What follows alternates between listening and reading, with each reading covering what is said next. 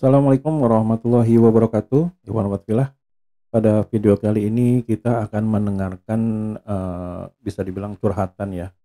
Curhatan dari seorang vlogger yang juga seorang aktivis, kerap kali diundang di acara-acara TV, di mana dia adalah simpatisan PKS yang juga pendukung dari Anies Baswedan. Nah, video ini dibuat oleh dia itu sebelum penutupan dari pilkada kemarin ya, yaitu sebelum tanggal 29 atau mungkin sebelum tanggal 28 gitu.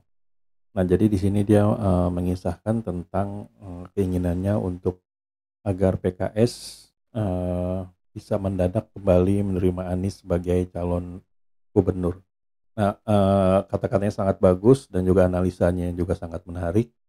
Pokoknya seru pokoknya. Dan saya pikir cerdas dia dalam menyampaikan. Nah, bagaimana videonya? Mari kita simak sama-sama. Sebelum bergabungnya PKS ke Kim Plus dan mencabut dukungannya terhadap Pak Anies, bocoran bahwa PKS mendapat tawaran kompensasi atau iming-iming ini dan itu sudah banyak dibahas dan disoroti oleh media. Bisa jadi bocoran itu tidak benar. Namun kalau memang semua iming-iming sebagai reward meninggalkan Pak Anies dan gabung ke Kim Plus itu benar, maka alangkah baiknya apabila PKS menganggap ini sebagai ujian dan berpikir 1000 kali untuk melanjutkan menerimanya. Karena bukan tidak mungkin, iming-iming ini dimaksudkan untuk menjerumuskan PKS itu sendiri. Kenapa begitu? Pertama, karena ada yang bermaksud memutus tren baik kenaikan suara PKS, di mana entah kebetulan atau tidak, setelah mendukung Pak Anies dalam Pilgub DKI 2017, suara PKS naik secara berturut-turut selama 2 pemilu terakhir, baik di DPR RI maupun di DPRD Jakarta. Bahkan, dalam pemilu 2024 kemarin, PKS meraih pencapaian suara tertinggi sepanjang sejarah keikutsertaannya dalam pemilu semenjak PKS didirikan tahun 1998, yaitu dengan mendapatkan 8,42% suara nasional atau 53 kursi DPR. Terkhusus di Provinsi Jakarta, tempat Pak Anies kemarin menjadi gubernur, PKS meraih peringkat pertama atau jadi jawara dalam 2 kategori sekaligus, baik untuk DPR RI dengan 19%-an suara maupun untuk DPRD Jakarta dengan raihan 16,68% atau 18 kursi DPRD. Ya, di Jakarta, PKS berhasil mengalahkan semua partai baik untuk raihan kursi DPR maupun DPRD. Yang kedua, ada yang bermaksud memutus kemelekatan antara PKS dan Pak Anies. Sebagaimana yang kita ketahui, suara PKS, PKB, dan Nasdem naik signifikan di nasional dan di Jakarta setelah sama-sama mengusung Pak Anies dalam Pilpres 2024 kemarin.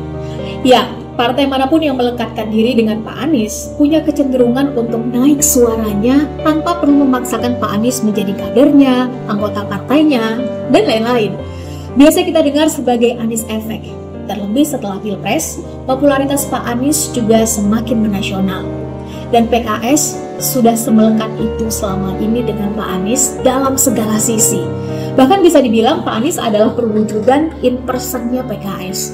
Semakin PKS menunjukkan kesolidan dan kesetiaan jangka panjang dengan Pak Anies, maka tren kenaikan suara PKS itu bukan tidak mungkin akan terus berlanjut dan mencapai puncaknya pada pemilu-pemilu selanjutnya.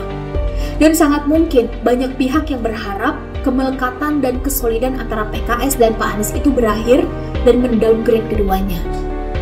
Yang ketiga, mari berkaca dari pengalaman. Ya, selama ini banyak partai yang jadi memiliki banyak problem dan tersandera setelah masuk di koalisi pemerintahan. Resikonya suara akan turun, harus selalu nurut atau bahkan dipermasalahkan. Dan PKS sendiri sudah pernah mengalami itu ketika jadi koalisi pemerintahan Presiden SBY, di mana mengalami problem hukum yang mengguncang partai hingga suaranya pun turun drastis pada pemilu 2014 dengan hanya mendapat 40 kursi DPR. PKS juga sebenarnya sudah bisa melihat tanda-tanda itu, ketika sebelumnya tetap tidak bisa mendapatkan posisi Wakil Gubernur Jakarta, dan bukan kepada Pak Anies PKS waktu itu harus terus mengalah, melainkan kepada Partai Gerindra. Demikian juga pada saat penentuan Cawapres di Pilpres kemarin. Jadi kurang tepat juga apabila sekarang ada yang mengatakan bahwa PKS sudah terlalu banyak mengalah kepada Pak Anies Baswedan, karena bukan Pak Anies yang bisa menentukan.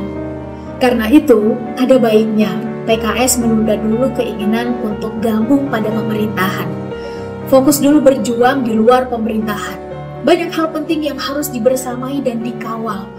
Bukan tidak mungkin, kalau itu yang dilakukan, suara PKS akan terus melonjak naik karena dianggap jadi representasi rakyat dan pada akhirnya bisa jadi pemenang dan penguasa pemerintahan tanpa harus terlihat sekedar menumpang seperti sekarang. Oleh karena itu, dari hati yang terdalam sebagai simpatisan PKS, Sherly dan tentu banyak juga simpatisan lainnya berharap agar PKS segera kembali membersamai perjuangan ini. Perjuangan Pak Anies, perjuangan PKS, dan perjuangan kita semua itu sama, yaitu untuk membumikan kebaikan serta mewujudkan Indonesia yang adil dan makmur, sebagaimana yang undang-undang amanatkan. Karena jujur, sedih rasanya melihat Pak Anies sekarang seolah harus berjuang sendirian. Bahkan mungkin nanti terpaksa pada akhirnya harus menerima untuk jadi kader partai lain dan jadi bahan olok-olokan serta ledekan, demi untuk mempertahankan haknya untuk mengabdi kembali kepada rakyat yang dicintai dan mencintainya. Padahal, PKS yang sudah begitu melekat membersamai dan dibersamainya dalam suka dan duka juga sebetulnya bisa mengusungnya sendiri tanpa terus mengondisikannya untuk jadi kader terlebih dahulu. Kalau Bang Bobi Nasution, menantu presiden, dan Mas Marshall Widianto saja bisa didukung PKS, bahkan tanpa meminta dan menjadikannya kader terlebih dahulu, lalu kenapa sebegitu teganya dengan Pak Anies Baswedan? Jangan sampai citra baik PKS sebagai partai yang ideologis, idealis dan pro rakyat yang sudah dijaga dengan baik selama ini lalu luntur begitu saja karena kesalahan pengambilan keputusan pada momen menentukan dan bersejarah dalam kehidupan bangsa ini.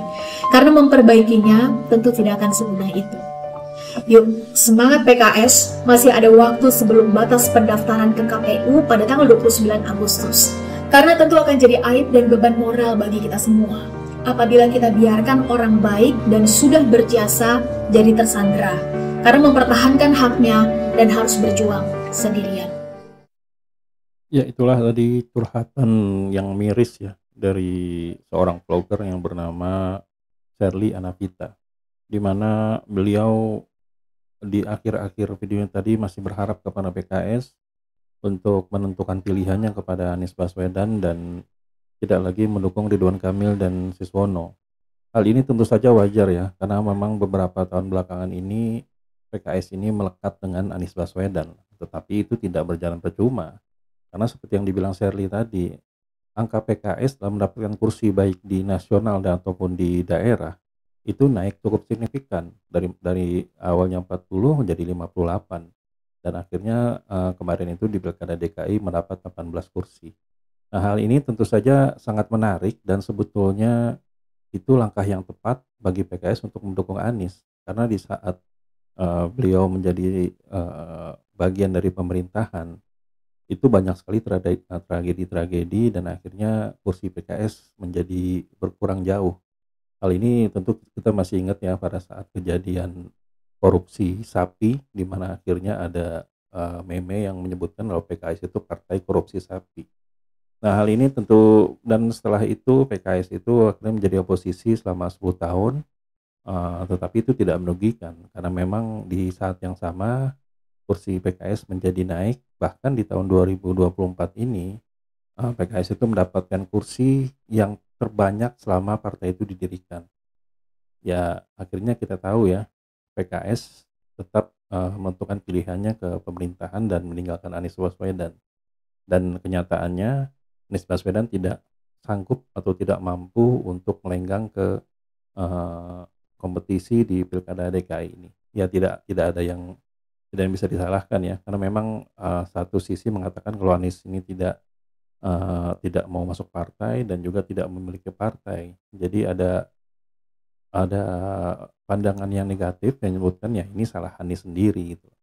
Nah, kembali lagi ke curahan hati dari Sherly Anavita tadi, ya dirinya di akhir kalimat itu masih berharap PKS akan kembali mengambil Anies untuk menjadi calon gubernur DKI Jakarta, dan dia berharap sekali untuk PKS tidak kembali ke pemerintahan yang bukan ya ideologis yang memang digenggamnya selama ini. Tapi akhirnya seperti kita tahu ya, PKS akhirnya memilih untuk tetap dengan Ridwan Kamil dan berharap sekali untuk bisa masuk ke pemerintahan. Jadi untuk seterusnya mari kita lihat apakah PKS akan makin menyala atau sebaliknya makin redup dan tiba-tiba gelap sehingga hilang di kepala mereka para simpatisannya. Ya sampai di sini dulu Aiden Project. Bila memang kami ada salah kata kami mohon maaf. Wabillahi taufiq wa hidayah. Assalamualaikum warahmatullahi wabarakatuh.